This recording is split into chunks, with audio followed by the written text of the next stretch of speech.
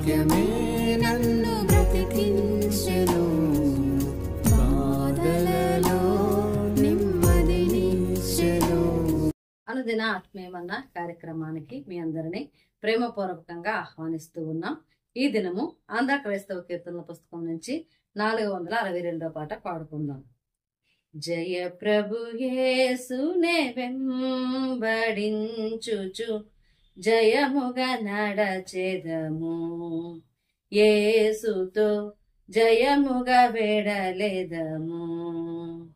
ప్రియుడగు యేసుని ప్రేమను చవిగొని, ప్రియుడగు యేసుని ప్రేమను చవిగొని పయనము చేసేదమా ప్రభు వెంబడి, పయనము చేసేదమా ప్రభు వెంబడి. జయ ప్రభు యేసునే వెంబడించుచు జయముగా నడచెదము, యేసుతో జయముగా వెడలెదము. ఆదరణయు అధిక బలమును ఆత్మా ఖడ్గమును, అవనిలో అందరి రక్షయును. ఆదర్శంబౌ ఆయన వాక్యమే, ఆదర్శంబౌ ఆయన వాక్యమే, అనిశము మనకిల మార్గము చూపగా, అనిశము మనకిల మార్గము చూపగా. జయ ప్రభు యేసునే వెంబడించుచు జయముగా నడచెదము, యేసుతో జయముగా వెడలెదము. దరవీరోదులు మాము చూటగా దరి చేరెదమేసున్, ప్రభుని దరి చేరెదమేము. దాత్రి దురాశల డంబములన్నిటి, దాత్రి దురాశల డంబములన్నిటి మైత్రిని వీడి నడచెదమేసుతో, మైత్రిని వీడి నడచెదమేసుతో. జయ ప్రభు యేసునే వెంబడించుచు జయముగా నడచెదము, యేసుతో జయముగా వెడలెదము. ప్రియుడగు యేసుని ప్రేమను చవిగొని, ప్రియుడగు యేసుని ప్రేమను చవిగొని పయనము చేసేదమా ప్రభు వెంబడి, పయనము చేసేదమా ప్రభు వెంబడి.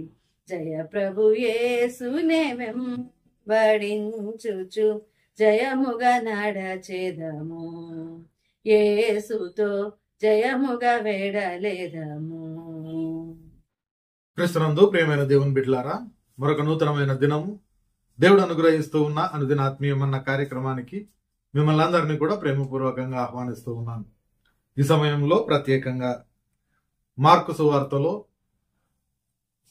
గెరాసేను దేశంలో సేన అనే దయ్యము పట్టిన ఒక వ్యక్తిని యేసుక్రీస్తు ప్రభువారు స్వస్థపరిచిన ఆ యొక్క సందర్భాన్ని బట్టి కొన్ని విషయాలను మనం నేర్చుకుంటూ ఉన్నాం. మొదటిగా 2 విషయాలను నిన్నటి దినాన మనం నేర్చుకున్నాం. ఒకటి, దేవుని యొక్క ఔన్నత్యాన్ని దయ్యములు ఖచ్చితంగా ఎరిగి ఉంటాయని. రెండవది, వాటి యొక్క నిత్య నివాస స్థానం ఏంటో కూడా వాటికి తెలుసు అనే 2 విషయాలను మనము గుర్తు చేసుకున్నాం. ఈరోజు మరికొన్ని విషయాలను మనము గుర్తు చేసుకుంటే, ప్రభు అయిన యేసుక్రీస్తు ప్రభు వారికి ఖచ్చితమైన అధికారము వాటి మీద ఉంది అని ఆ దయ్యములకు తెలుసు. ఆ యేసుక్రీస్తు ప్రభు వారు సర్వశక్తిమంతుడు అని పరిశుద్ధ గ్రంథం కూడా మనకు తెలియజేస్తూ ఉంది.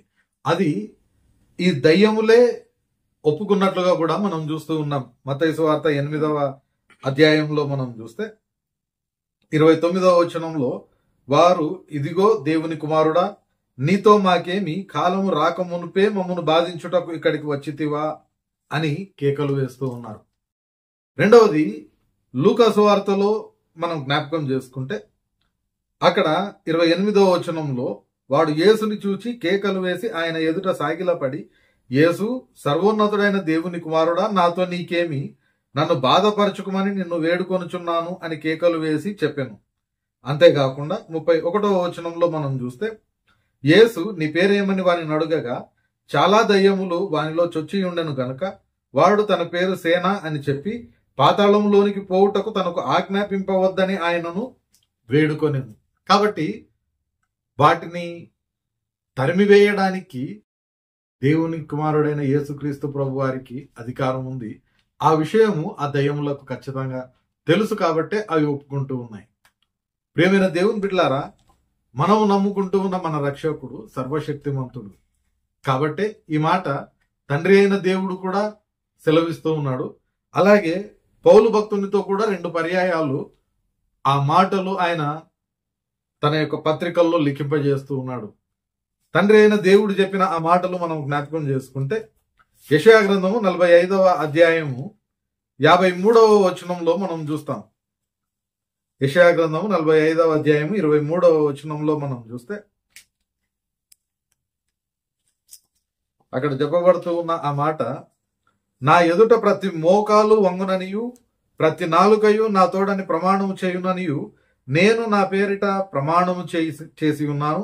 నీతిగల నా నోట మాట బయలుదేరి ఉన్నది, అది వ్యర్థము కానేరదు. యెషయా గ్రంథంలో తండ్రి అయిన దేవుడు చెప్తూ ఉన్న ఆ మాటను మనం చూస్తూ ఉన్నాం. రెండవదిగా పౌలు భక్తుని ద్వారా రోమియోలకు రాసిన పత్రిక 14వ అధ్యాయము 11వ వచనంలో ఈ విధంగా రాయబడుతూ ఉంది, నా తోడు ప్రతి మోకాలును నా ఎదుట వంగును, ప్రతి నాలుకయు దేవునిని స్తుతించును అని ప్రభు చెప్పుచున్నాడు అని వ్రాయబడి ఉన్నది. ఇక మూడవదిగా మనం జ్ఞాపకం చేసుకుంటే ఫిలిప్పీయులకు రాసిన పత్రిక 2వ అధ్యాయంలో మనం చూస్తాం.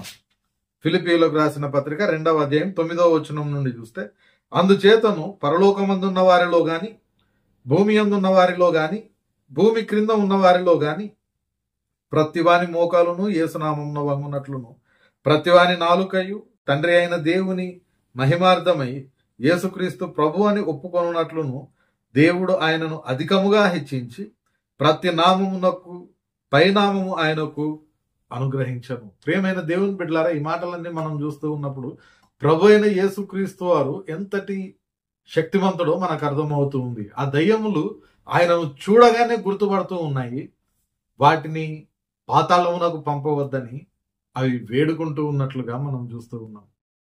మరి దయ్యములనే గద్దించగలుగుతూ ఉన్న దేవుడు మనల్ని మాత్రం ప్రేమిస్తూ ఉన్నాడు. మనల్ని గద్దించక మన యొక్క పాపపు స్థితి నుండి మనల్ని మారమని మనల్నైతే దేవుడు అడుగుతూ ఉన్నాడు. అంత సర్వశక్తిమంతుడు. ఆయన యొక్క మాటకు మనము లోబడితే మన హృదయంలో ఉండి మనతో కలిసి జీవించాలని ఆశపడుతూ ఉన్నాడు. మనం దానిని అనేక పర్యాయాలు గ్రహించలేని స్థితిలో ఉంటూ ఉన్నాం. కాబట్టి ప్రభు అయిన యేసుక్రీస్తు ప్రభు వారు ఖచ్చితమైన శక్తివంతుడని, ఉన్నతమైన స్థానంలో ఉన్నవాడని మనం జ్ఞాపకం చేసుకున్నాం. చివరిగా మనం జ్ఞాపకం చేసుకుంటే పందుల నుండి మనం ఒక మాటను నేర్చుకోవచ్చు. ఒక విషయాన్ని, ఒక పాఠాన్ని మనం నేర్చుకోవచ్చు. పరిశుద్ధ గ్రంథంలో, మరి ముఖ్యంగా పాత నిబంధన గ్రంథంలో ఈ పంది అనే దానిని ఒక అపవిత్రమైన జంతువుగా అక్కడ పేర్కొనబడుతూ ఉంది. అది తినడానికి పనికిరాని జంతువులలో ఒకటిగా అది పేర్కొనబడుతూ ఉంది. అంత మాత్రమే కాకుండా ఒక మానవుడు హీన స్థితికి పడిపోయాడు అనే ఉదాహరణ చెప్పడం కొరకు తప్పిపోయిన కుమారుని ఉపమానంలో యేసుక్రీస్తు ప్రభువారు చెప్తూ, సమస్తమును పోగొట్టుకొని తినడానికి ఏమీ లేక పందుల పొట్టును తినే ఆ పరిస్థితిలో ఆయనకు తాను చేసిన తప్పు గుర్తుకొచ్చి, తండ్రి యొక్క ఔన్నత్యం గుర్తుకొచ్చి, నా తండ్రి ఇంట్లో అనేక మంది పనివారు ఉన్నారు, నేను వెళ్ళి ఆ పనివారిలో ఒకనిగా నన్ను చేర్చుకోమని అడిగిన నా తండ్రి చేర్చుకుంటాడు అని వాడు ఆలోచించే ఆ క్రమాన్ని జ్ఞాపకం చేస్తూ ఉన్నాడు. అక్కడ వాడు ఎంతగా దిగజారిపోయాడు, ఎంత హీనస్థితికి పడిపోయాడు అని చెప్పడం కొరకు పందులను ఉదాహరణగా ఉపయోగించడం జరుగుతూ ఉంది. అయితే ఆ దయ్యాలు ఎప్పుడైతే యేసుక్రీస్తు ప్రభు వారిని అడుగుతూ ఉన్నాయో, మమ్మల్ని పాతాళంలోనికి కాకుండా అక్కడ ఉన్న ఆ యొక్క పందులలోనికి మమ్మల్ని పంపించమని అడుగుతూ ఉన్నాయో, ఆయన ఒప్పుకుంటూ ఉన్నాడు. ఆయనైతే వాటిని దాంట్లోకి వెళ్ళమని చెప్పలేదు. కారణం ఏంటి అనంటే, సృష్టిలో అవి కూడా ఒక భాగమే కాబట్టి తాను చేసిన సృష్టిని దేవుడైతే అసహించుకునేవాడు కాదు. ఆ దయ్యములను వాటిలోకి వెళ్ళమని చెప్పడంలో ఆయన ఆ పందులను అసహించుకున్నాడని కాదు, గాని వాటి యొక్క కోరిక మేరకే అవి పోతూ ఉన్నాయి. వాటికి నివసించడానికి ఒక పేరు ఒక స్థలం కావాలి కాబట్టి అవి ఆ జంతువులను ఎంచుకున్నట్లుగా మనం చూస్తూ ఉన్నాం. అయితే యేసుక్రీస్తు ప్రభువారు దానికి అంగీకరిస్తూ ఉన్నాడు. అయితే ఆ పందులు ఏం చేస్తూ ఉన్నాయని మనం చూస్తే అవన్నీ కూడా దగ్గరలో ఉన్న ఆ యొక్క సముద్రంలోకి వెళ్ళి పడిపోయి చనిపోతూ ఉన్నట్లుగా మనం చూస్తూ ఉన్నాం. ఎందుకొరకు అవన్నీ అక్కడ పడిపోయి చనిపోతూ ఉన్నాయి అని అంటే, అవి అసహ్యకరమైన జంతువులు, అపవిత్రమైన జంతువులని అందరూ కూడా వాటిని చిన్నచూపు చూస్తూ అసహించుకుంటూ దూరం పెడుతూ ఉన్నా వాటన్నింటినీ అనుభవించి అవి బ్రతుకుతూ ఉన్నాయి. కానీ దేవుని సృష్టిలో లేని ఒక లక్షణము, అది కూడా అపవిత్రమైన అపవాది యొక్క లక్షణము, అపవాది తనలోకి వచ్చింది అని అంటే ఆ అపవాదిని పెట్టుకొని బ్రతకడం కంటే చావడం మేలని ఒకవేళ పందులు అనుకొని ఉండొచ్చు. కాబట్టి అవన్నీ వెళ్ళి సముద్రంలో దూకి చనిపోతూ ఉన్నట్లుగా మనం చూస్తూ ఉన్నాం. ప్రియమైన దేవుని బిడ్డలారా, మనమందరము కూడా దేవుని యొక్క పోలికలో, దేవుని స్వరూపంలో, దేవుని చేత చేయబడ్డామని తెలిసి కూడా ఈ దినాన ఎంతమంది దైవిక లక్షణాలతో ఉంటూ ఉన్నాం. అనేక పర్యాయాలు అపవాది మన హృదయాల్లో ఉంటుంది. మన అపవాది వలనే, దయ్యముల వలనే మన యొక్క ఆలోచనలు, క్రియలు అన్ని కూడా దేవునికి వ్యతిరేకంగానే ఉంటూ ఉన్నాయి. అంటే ఆ దయ్యం మన హృదయంలో ఉంది, కానీ మనమైతే ఆ పందుల కంటే హీనంగా ఉంటూ ఉన్నామని కొన్నిసార్లు అనుమానం వస్తూ ఉంటుంది. ఆ పందులు నేర్పిస్తూ ఉన్నాయి, దైవికమంది కాకుండా అపవాది నాలోకి వస్తే అటువంటి బ్రతుకు నాకు అవసరం లేదని అపవిత్ర జంతువైన పంది అనుకుని ఆత్మహత్య చేసుకుంది. అన్ని ఆలోచించగలిగి దేవుని యొక్క కృపను పొందుకుని దేవుని యొక్క ఔన్నత్యాన్ని ఎరిగిన మనము, ఆయన స్వరూపంలో, ఆయన పోలికల్లో ఉన్నామని తెలుసుకున్న మనం మాత్రము అపవాది మన హృదయంలో ఉందని తెలిసినా గాని దానికి లోబడిపోయి దేవునికి వ్యతిరేకంగా అవడానికి ఇష్టపడుతున్నాం తప్ప ఆ చెడ్డ క్రియలను, చెడ్డ ఆలోచనలను చంపుకోలేకపోతూ ఉన్నాం. కాబట్టి ఆ పందుల ద్వారా ఆ పాఠాన్ని మనం నేర్చుకోవడానికి ప్రయత్నం చేద్దాం. పరిశుద్ధాత్మ దేవుడు సహాయం దయచేయను గాక. ప్రార్థన చేసుకుందాం. పరిశుద్ధుడైన దేవా, ప్రేమల మా తండ్రి, మరొక పర్యాయము ఈ నూతనమైన దినం ప్రభువా, నీవు మాతో మాట్లాడిన ప్రతి మాటను బట్టి నీకు వందనాలు చెల్లించుకుంటూ ఉన్నాం. వినిన ఈ వాక్యంను ప్రభు మా హృదయంలో మేము భద్రపరిచి ఫలింపజేసుకున్నటకు కృప దయచేయండి.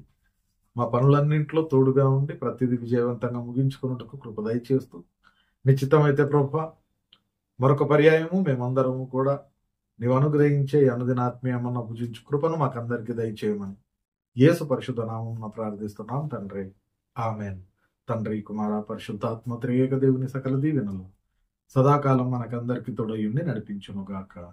ఆమెన్.